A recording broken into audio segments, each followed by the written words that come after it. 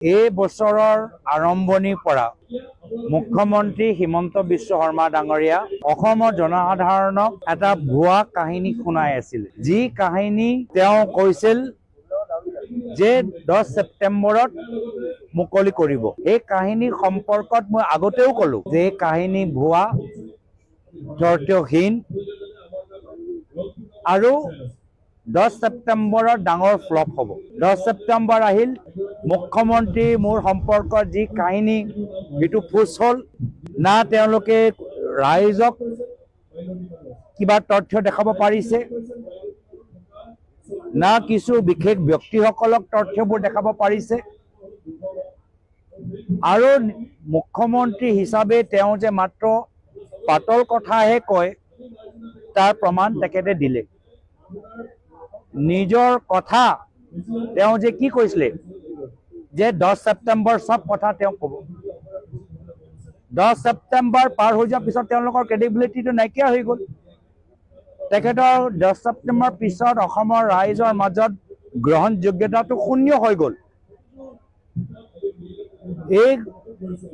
গ্ৰহণযোগ্যতাটো শূন্য কোনে কৰিলে? তেওঁ নিজে কৰিলে।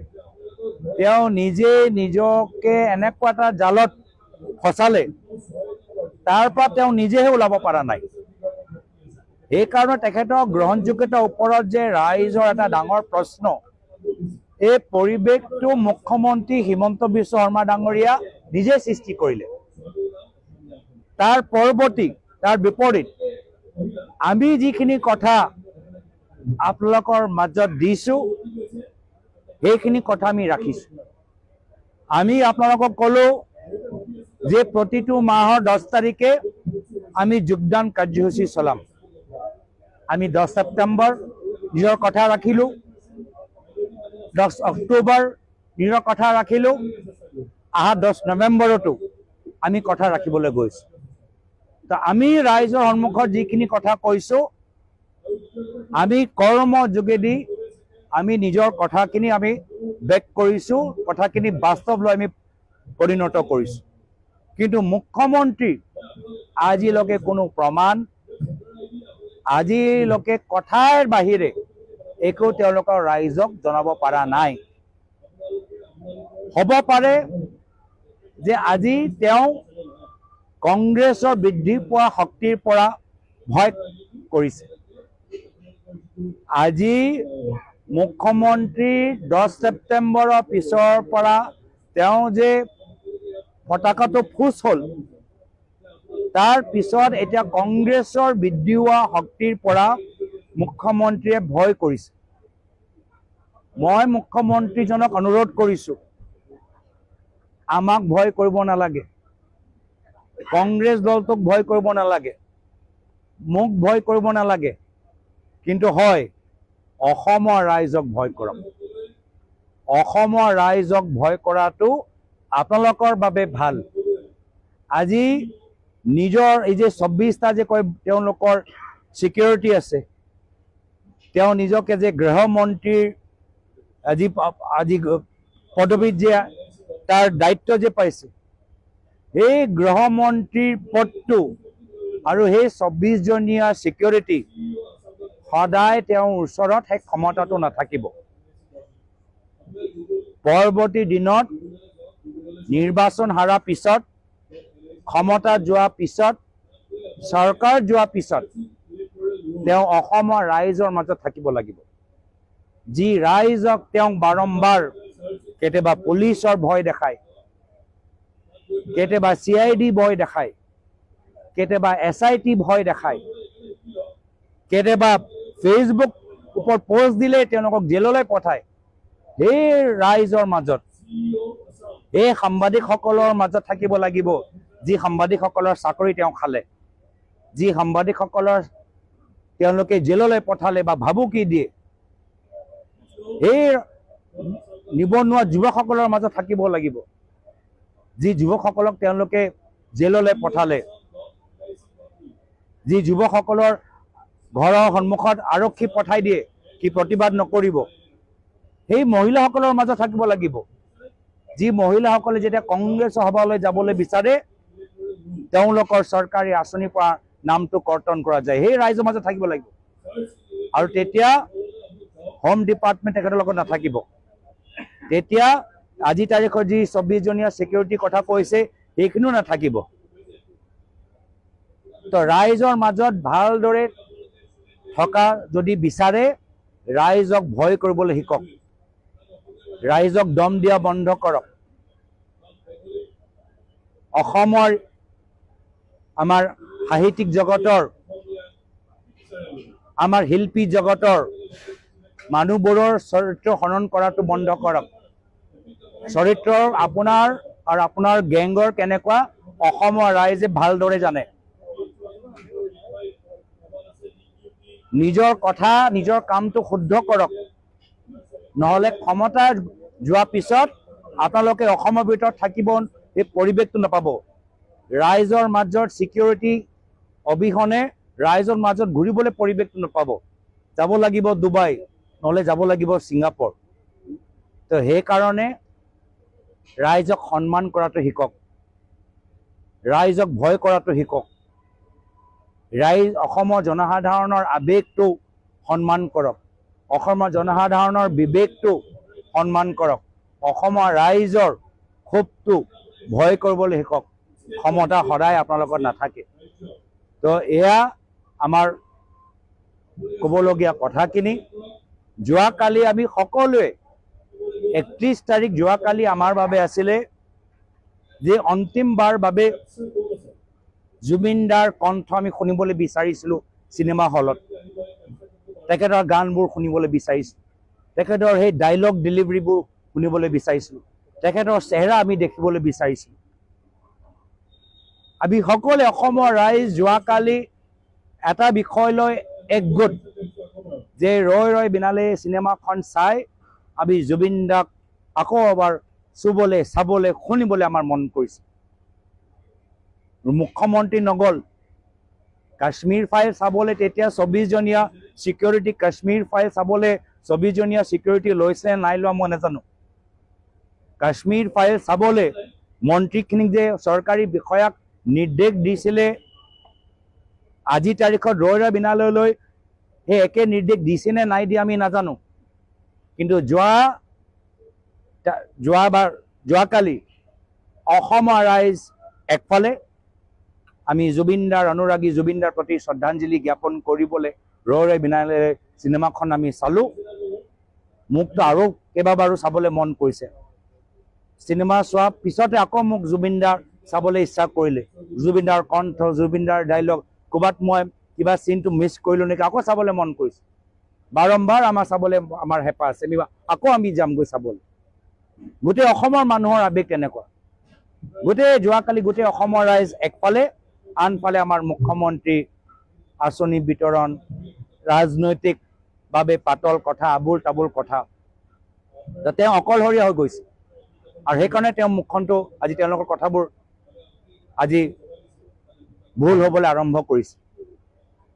প্ৰত্যেক ক্ষেত্ৰত আৰু এইটো আৰম্ভ হৈছে 10 ছেপ্টেম্বৰ পিছত তো তেওঁ যে ক্ৰেডিবিলিটি নাইকিয়া এইটো আমি কৰা নাই এইটো তেওঁ নিজকে 10 ছেপ্টেম্বৰ কৰি নিজৰ ক্ৰেডিবিলিটি শেষ কৰিলে আমি নিজৰ কথা মতে 10 ছেপ্টেম্বৰৰ নিজৰ কথা ৰাখিলোঁ 10 অক্টোবৰৰ নিজৰ কথা ৰাখিলোঁ 10 নৱেম্বৰো আমি নিজৰ কথা ৰাখিবলৈ গৈ আছোঁ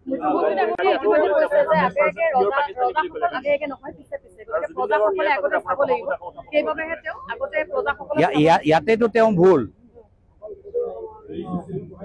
আমি ৰজাৰ অসমত নাই ইয়াতেতো তেওঁ নিজৰ কথাতে আকৌ ভুল কৈ দিলে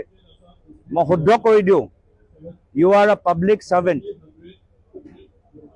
ইউ আৰ আপুনি ৰাইজৰ এজন সেৱক ৰাইজৰ ৰজা নহয় ইয়াতে আপোনাৰ ভুল হৈছে আপুনি ৰাইজৰ ৰজা নিজকে ভাবিছে আমাক প্ৰজা জনসাধাৰণক প্ৰজা ভাবিছে ইয়াতে আপোনাৰ ভুল হৈছে ৰাইজক যিদিনা ৰাইজক ৰজা পাতিব সেইদিনা আপোনাৰ কামখিনি শুদ্ধ হ'ব এয়া হ'ল পাৰ্থক্য তেখেতৰ আমাৰ মাজত তেওঁ নিজকে ৰজা ভাবে আমি ৰাইজক ৰজা ভাবোঁ তেওঁ নিজকে ৰজা ভাবে আমি ৰাইজৰ সেৱক ভাবোঁ তেওঁ ৰাইজক ভয় খুৱাবলৈ চেষ্টা কৰে আমি ৰাইজক ভয় কৰোঁ তেওঁ ৰাইজৰ অধিকাৰ প্ৰশ্ন কৰাৰ অধিকাৰ কৰ্তন কৰিবলৈ বিচাৰে ৰাইজৰ সমালোচনা কৰা অধিকাৰ কৰ্তন কৰিবলৈ বিচাৰে আমি ৰাইজৰ অধিকাৰ মুকলি হোৱাটো বিচাৰো তেওঁ ৰাইজৰ কণ্ঠ ৰুদ্ধ কৰিবলৈ বিচাৰে আমি ৰাইজৰ কণ্ঠ স্বাধীন হোৱাটো বিচাৰো তেওঁ নিজৰ ভুলটো লুকাবলৈ বিচাৰে আমাৰ ভুল হলেও ৰাইজৰ প্ৰশ্ন কৰা সেই অধিকাৰটো আমি ৰাইজক দিবলৈ বিচাৰো ইয়াতে ভুল হৈছে মই যিখিনি তেওঁ কিবা নতুন এই বছৰ আৰম্ভণিৰ পৰাইতো এইখিনি কথা তেওঁ কৈছিল 10 ছেপ্টেম্বৰটোৱে গোটেই তথ্যবোৰ প্ৰমাণ দিয়া তেওঁলোকে কথা কৈছিল 10 ছেপ্টেম্বৰ হৈ গ'ল 11 হৈ গ'ল 12 হৈ গ'ল সংবাদ মেল পাতিব মুকলি কৰিব বিস্ফোৰণ হ'ব তে এইখিনি কথা ফেব্ৰুৱাৰী মাহ পাই কৰি আছে কিন্তু প্ৰমাণ দিব পৰা নাই আৰু মই এতিয়া আজি আপোনালোকৰ কথা কৈছো SIT মানে তথ্য লুকোৱা SIT মানে বিভ্ৰান্তি সৃষ্টি কৰা এইকাৰণে জুনমণি ৰাভাৰ ক্ষেত্ৰত বিভ্ৰান্তি মোৰ SIT সম্পৰ্কতে বিভ্ৰান্তি আৰু মই আজি আপোনালোকক কৈ দিছো জুবিন গাৰ্গৰ SIT ক্ষেত্ৰতো বিভ্ৰান্তি মুখ্যমন্ত্ৰী আজি তেওঁ যদিও গভীৰ আজি চাৰ্জ নিজৰ পুলিচৰ যোগেদি লগাইছে তেওঁলোকে এক্সিট শ্যাম কানু মহন্তৰ কাৰণে ৰিহাই হোৱা দৰ্জা ৰিহাই হোৱা মুকলি হোৱা প্লেনিং আজিৰ পৰা নহয় আৰম্ভণিৰ পৰা তেওঁ কৰি দিছে আৰু তথ্য আজি আপোনালোকে কক গৃহ বিভাগ এমাহ সম্পূৰ্ণ হল জুবিনদাৰ মৃত্যু কেনেকৈ হল আমি গম পোৱা নাই হয় কোৰ্টত গৈ প্ৰমাণ হ'ব কোৰ্টত গৈ এভিডেন্স জমা হ'ব কোৰ্টত গৈ চৰকাৰী অধিবক্তাসকলে নিজৰ যুক্তি সহকাৰে গোটেই কথাখিনি ক'ব কিন্তু আজিলৈকে তেওঁ ৰাইজকে জনাব পৰা নাই যে মৃত্যু কেনেকৈ হল ন্যায়ালয়ত হ'ব লিগেল আৰ্গুমেণ্ট ন্যায়ালয়ত হ'ব আইনী প্ৰক্ৰিয়াৰ যোগেদি গোটেই প্ৰমাণখিনি জমা কৰা যুক্তি সহকাৰে জজজনক বুজোৱা কিন্তু ৰাইজকতো তথ্য জনাব লাগিছিল কি হল কি পিছত গৈ কোৰ্টত তোমালোকে প্ৰমাণ দিবা এভিডেন্স দিবা লিগেল আৰ্গুমেণ্ট কৰিবা কিন্তু এমাহ পাৰ হৈ গ'ল ৰাইজক জনাব পৰা নাই পৰিয়ালক জনাব পৰা নাই অনুৰাগীসকলক জনাব পৰা নাই যে জুবিনদাৰ অন্তিম সময়ত মৃত্যু কেনেকৈ হ'ল মুখ্যমন্ত্ৰীয়ে অসমৰ ৰাইজক সাৰ্টিফিকেট দিয়া বন্ধ কৰক কোন দেশ প্ৰেমী কোন দেশদ্ৰোহী কাৰ ক্যাৰেক্টাৰ ভাল কাৰ ক্যাৰেক্টাৰ বেয়া কোন জুবিনদাৰ অনুৰাগী কোন জুবিনদাৰ অনুৰাগী নহয় জুবিন মুখ্যমন্ত্ৰীৰ ওচৰত একমাত্ৰ এটাহে কাম আছে এয়া হ'ল ৰাইজক আজি এমাহ পাৰ হৈ গ'ল ৰাইজক জনাব পৰা নাই যে শেষত জুবিনদাৰ মৃত্যু কেনেকৈ হ'ল